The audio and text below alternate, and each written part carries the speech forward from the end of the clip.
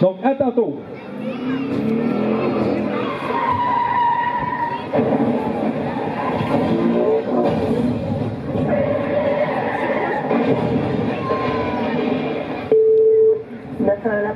Yes, hi, there's an emergency. There was a car accident right in front of me. Okay, someone is injured? I think so, yes. The person is, the car is sitting on him and his head is sticking out the window. His car rolled over on the side. Is he still stuck in the car? Yes. Okay. Do you need the firefighters to open the car? Yes, the car is on the side. Il est pris entre le volant et le banc? Oui. Bon, bougez-le pas, OK? Oui. Les pompiers sont en direction aussi. OK, parfait. OK, les gars, on s'en va sur une désincarcération au centre police, près de la Fontaine. Il y a plusieurs appels qui rentrent et selon les plaignants, c'est une victime à l'intérieur d'un véhicule. Soyez prudents.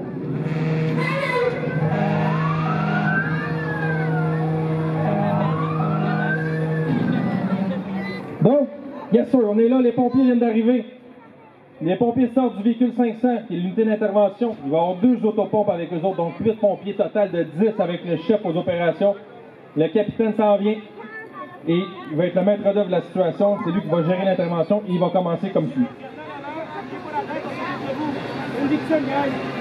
Le capitaine confirme à l'équipe qu'il y a une victime qui est incarcérée. On a besoin de décarcération. On va mentionner à la centrale une victime incarcérée. On a besoin de désincarcération et le capitaine Lacroix, ben, c'est lui qui va gérer l'intervention. Donc, il va dispatcher le travail à faire aux pompiers à faire. Qu'est-ce qu'il y a à faire dans un temps qui est respecté? Donc, premièrement, on va stabiliser le véhicule. On ne veut pas que le véhicule bouge de gauche à droite, côté-côté. On va le stabiliser, stabilisation primaire dans notre jargon, avec des blocs de chaque côté. Donc, comme suit, stabilisation avec des blocs escaliers. Donc, le véhicule va s'asseoir sur les blocs pour éviter qu'il bouge lorsqu'on va faire les manœuvres avec les pinces de désincarcération. Donc, au même moment, vous voyez, il y a les pinces qui se présentent. Fil bleu, ciseaux, fil rouge, écarteur. On commence à amener le stock pour le travail qu'on a à faire de la désincarcération. Pour les biens de la cause, on va désincarcérer du côté pour que vous voyez bien. Et on s'entend que on ne fait pas ça en accéléré. On est assez relax pour vous montrer et vous détailler chaque tâche, chaque étape qu'on a à faire de la désincarcération. Donc, vous voyez, le capitaine, il vient donner ses instructions au pompier Bailey qui va briser la lunette arrière. Regardez à l'arrière, il brise la fenêtre. Le but premier de briser la fenêtre, avoir un accès direct à l'arrière pour Rodrigue, pour aller maintenir la tête. Sa tâche première, c'est d'aller faire contact avec la victime. Donc, il va rentrer à l'arrière comme un chat. Hein? On a déjà vu des mouvements plus gracieux que ça, mais quand même, c'est quand même réussi. Donc, une fois que Daniel est à l'intérieur du véhicule, il ne doit pas tout de suite venir en contact avec la victime. Premièrement, on va commencer à lui parler, savoir un peu ses signes et symptômes, mais pendant ce temps-là, on va enlever les clés du véhicule, remettre les clés au capitaine. On s'entend que maintenant, les véhicules avec des clés intelligentes, il y a un minimum de 15 pieds avant qu'il y ait un contact entre le véhicule et la clé. Il va remettre la clé, va mettre le véhicule au parc, va commencer à sécuriser la scène pour les premiers intervenants. Va appuyer sur le bouton hasard des véhicules. Pourquoi on veut que le bouton hasard fonctionne? C'est lorsque les véhicules, les lumières sont on and off, comme ça, ils fonctionnent. Ça nous dit qu'il y a encore de l'électricité sur le véhicule. Lorsqu'on va couper les batteries à l'avant du véhicule, lorsque le pompier Alex va couper ça, les hasards vont s'éteindre et ça nous dit, OK, right, go, on peut commencer nos manœuvres, il n'y a plus d'électricité sur le véhicule. On coupe les batteries, pourquoi? Enlever toute forme d'électricité pour les coussins gonflables. Vous avez vu les coussins gonflables, la force, la vélocité que ça a? S'il y a des gens qui sont là inertes et qui ne pas au visage, on peut blesser des gens gravement. Donc Daniel, après qu'il ait fait ça, va maintenir la tête de Rodrigue et conserve sa tête, ses mains sur la tête de Rodrigue tout au long de l'intervention jusqu'à temps que ça soit fini. Donc ça commence comme ça. Il lui a remis une couverte sur la tête. Il veut protéger Rodrigue, protéger des éclats de verre parce que là, on va commencer les pinces, on va commencer à ouvrir les portes, mais il faut briser la fenêtre. Donc voilà, la première fenêtre est brisée. On nettoie le cadrage. On va briser l'autre fenêtre.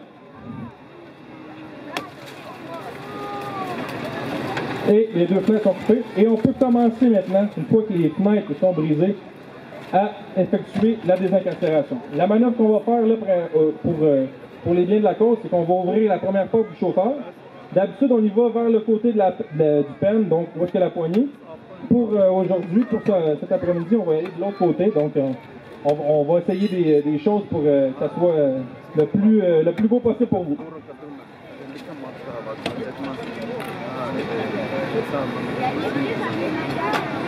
Donc, avec les pinces, la première manœuvre qui était faite, c'est de pincer la porte. Simplement en pinçant la porte, vous avez vu où est-ce que Daniel travaille, il s'est fait une petite ouverture. Donc, c'est cette petite ouverture-là qu'on recherche, qu'on veut. C'est pas gros, là. On n'a pas besoin d'une grosse ouverture pour ensuite rentrer l'écarteur, pour ensuite venir écarter la porte et couper la porte. Donc, à l'intérieur, là, la job avec la victime, là, c'est pas de tout repos, parce qu'on entend des bruits bizarres, on entend du son, on entend les vitres brisées, on entend les gars travailler. Donc, pour la victime, c'est super stressant et on s'attend à ce que le pompier à l'intérieur rassure la victime tout au long de l'intervention. Donc, il mentionne qu'on est en train d'ouvrir la porte, c'est normal qu'il y ait du bruit, on va la rassurer et en même temps, en lui parlant, on s'assure de son état de conscience. On va être éveillé, est en train de dépérir et on peut filer après ça le capitaine ou le lieutenant pour mentionner à urgence santé l'état de la victime. Donc, on a réussi à faire une ouverture qui est adéquate pour rentrer nos ciseaux, pour couper nos deux pantours du poteau A. Comment que ça fonctionne, notre jargon? Poteau A, où est-ce que Guillaume travaille? C'est le premier poteau en avant. Le poteau du milieu, c'est le poteau B. Et en arrière, le poteau C. Donc, on est en train de couper les pentures du poteau A côté chauffeur.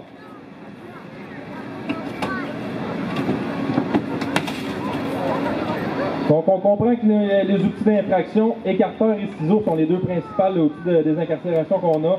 Avec ça, on est capable de faire toute la job nécessaire. On a d'autres outils dans le camion. Si vous voulez venir voir plus tard dans l'unité 552, il y a des outils écarteurs RAM, il y a des outils hydrauliques, donc ça va nous faire plaisir de vous les montrer. Pendant que les gars travaillent, s'affairent à travailler, à enlever les portes, le pompier ici s'occupe du peel and cut. C'est pas trop flamboyant comme tâche, mais lui, il a enlevé le caoutchouc, il a enlevé tout ce qui est plastique au niveau du côté opposé à la victime pour s'assurer qu'il n'y ait aucun cylindre haute pression, aucun dispositif DPA qui soit dans le véhicule, donc aucun coussin gonflable.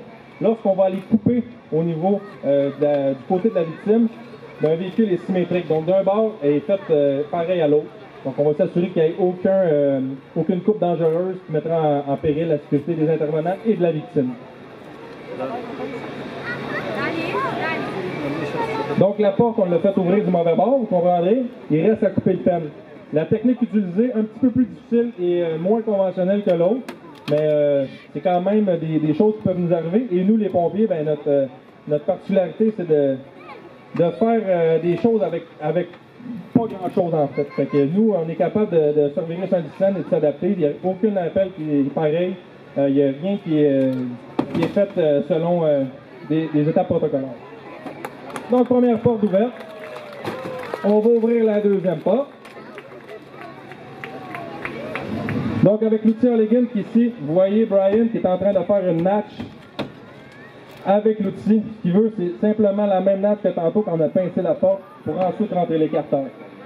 On a stabilisé le véhicule tantôt pour éviter que ça bouge de gauche à droite. Donc, avec les outils, avec les coups avec leur Elegant, le véhicule ne bouge pas et la victime ne ressent aucun contre-coup. Donc, on va briser la dernière petite vitre. Jesse va nous faire ça. Ça va bien, Rodrigue, en dedans? Lève, yes sir. Lève le pouce, lâche pas. On va enlever le toit bien vite. Donc, François va faire exploser la porte arrière avec l'écarteur. Et par la suite, dès qu'il va y avoir une entrée disponible pour les ciseaux, on va venir couper.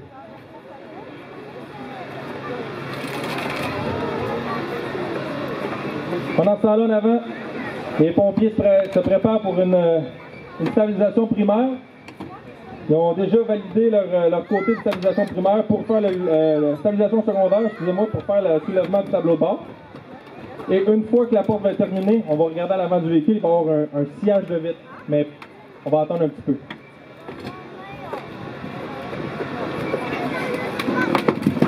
Donc, et voilà, la première penture a été ouverte avec l'écarteur. Par la suite, avec les ciseaux, on va simplement couper les deux pentures et la porte va être retirée. Donc le capitaine qui est là avec le casque rouge ne manipulera pas les outils. Cependant, lui, sa responsabilité est le travail, la responsabilité et la sécurité de la victime et des pompiers. Donc lui, il faut qu'il ait les yeux tout sur la terre, il faut qu'il s'assure que tout le monde soit sain et sauf une fois que ça va être terminé et que le travail soit bien fait selon les règles de l'art et selon nos directives à nous.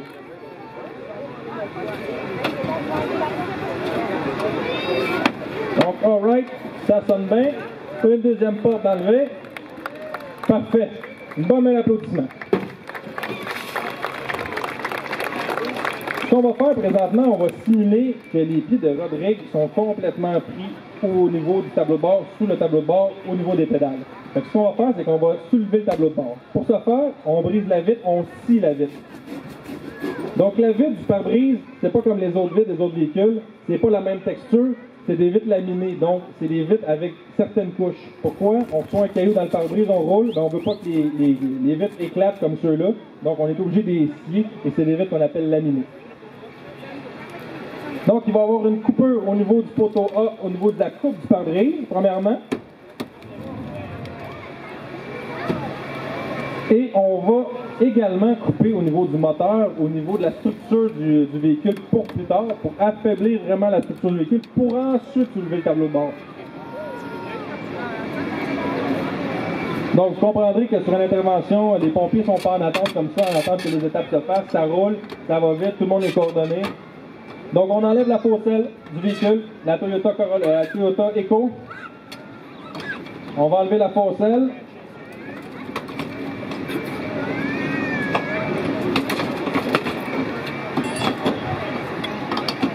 Donc, une fois que la fauselle, qui est seulement de la garniture extérieure, va être disparue, on va affaiblir la structure avec les ciseaux.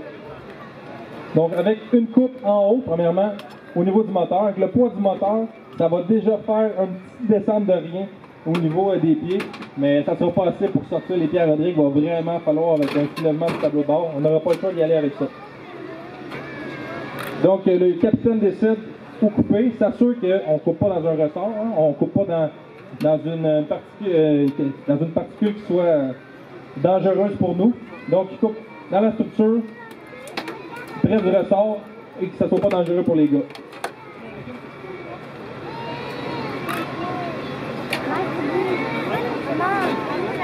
Troisième étape du soulèvement du tableau de bord pour nous, ça va être une coupe au niveau de la limite inférieure du poteau A. Donc on va faire deux coupes parallèles d'environ 3 pouces de différence. On va retirer l'excédent qu'on vient de couper et ça va nous faire une belle entrée pour l'écarteur pour ensuite soulever. Vous voyez les blocs au sol, les blocs noirs, où est-ce que les pieds de Guillaume, ben c'est les blocs de stabilisation où les écarteurs vont venir s'appuyer. Donc ici on a un véhicule assez vieux qui est rouillé. Donc pour nous, travailler avec des véhicules rouillés très difficiles, ça va déchirer. Donc c'est pour ça qu'on a mis des blocs escaliers en plastique pour s'appuyer sur l'écarteur. Donc dernière étape, on va fermer le hood. C'est-tu un pompier qui peut fermer le hood, les boys? Yes. Donc l'écarteur est rentré dans le trou. On est prêts, Frank? On y va. Donc on va lever le tableau de bord, dégager les pieds des pédales. On espère au moins lever 6 pouces, 6 à 10 pouces, ça serait parfait. Donc si ça ne fonctionne pas, si notre flinguerie ne fonctionne pas, simplement travail d'équipe, on demande aux pompiers que les ciseaux recommencent, fais-moi un autre trou, j'ai besoin de plus grand, c'est pas assez. Et il va recouper, on s'entend ici que le véhicule est tout rouillé, donc il n'y a aucune force au niveau de la structure. C'est pour ça qu'on va se reprendre, on va refaire un autre trou et on va y aller de plus belle avec l'écarteur.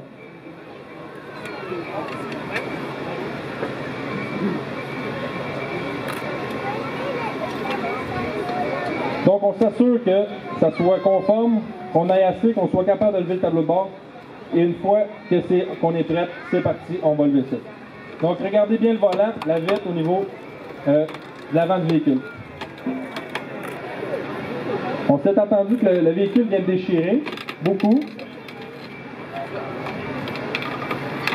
Le véhicule n'est pas jeune, hein? C'est pas jeune. Je pense qu'on a atteint la limite du véhicule. Et on serait capable aussi de couper les pédales, hein? Tout simplement avec une scie va-et-vient ou des cutters, couper les pédales. Présentement, on a l'écarteur qui est écarté à près de 80%. On ne pourrait pas aller plus loin, mais c'est suffisant pour nous. Par la suite, pour les besoins de la cause, ce qu'on va faire, on va enlever le toit. Donc, ça va être la première Toyota Eco au Québec décapotable. Donc, on va enlever le toit. On va couper au niveau du poteau B à l'arrière et on va s'assurer que chaque pompier, chaque équipe de pompiers de chaque côté maintient le toit pour éviter que ça tombe sur la tête à l'intérieur de la victime et du pompier qui prend soin de la victime. Donc, le poteau B, le poteau A est déjà coupé. Il reste le poteau B de ce côté-là. Par la suite, on va aller de l'autre côté. On s'entend qu'on travaille près de la tête à Rodrigue, là. Donc, c'est important de le rassurer. Regarde, tu as des ciseaux à côté de toi, mais fais-toi-en pas, tout est calculé. On te fera pas mal, puis on va s'arranger pour que tu rentres sain et sauf à la maison. Donc, il y a un côté qui est coupé, un côté qui n'a aucune attache au véhicule, et là, Guillaume va couper le reste des poteaux avec les ciseaux. Normalement, une vraie intervention, on serait capable de sortir Rodrigue très facilement comme ça. On a une belle entrée, mais pour les besoins de la cause, on va enlever le toit. Donc, ça va assez vite couper un poteau. On s'entend que c'est assez rapide avec les ciseaux et les outils que la Ville de Laval nous permet d'avoir. C'est vraiment les meilleurs sur le marché. Donc, il va rester une petite coupe à faire. Une petite coupe de rien pour affaiblir le poteau C côté passager. Et après ça, poteau B, on coupe ça et on fait une belle ouverture décapotable. Donc, le capitaine coordonne les activités. Parfait, les gars, ça va couper. On tient bien le toit. On va éviter que ça tourne, que ça tombe sur la tête de la victime et on va sortir le capot à l'arrière.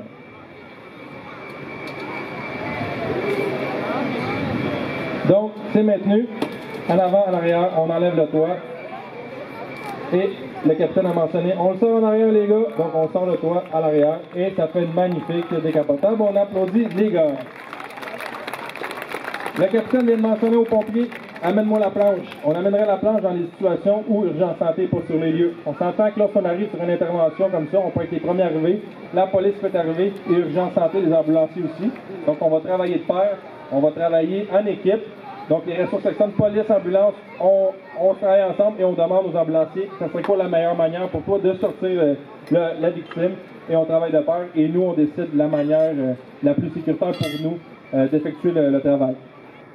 Donc, le pompier à l'arrière qui maintient la tête va maintenir la tête tout au long de l'intervention jusqu'à temps qu'il y ait un pompier qui a pris la relève. Donc là, Daniel a donné la relève à Frank.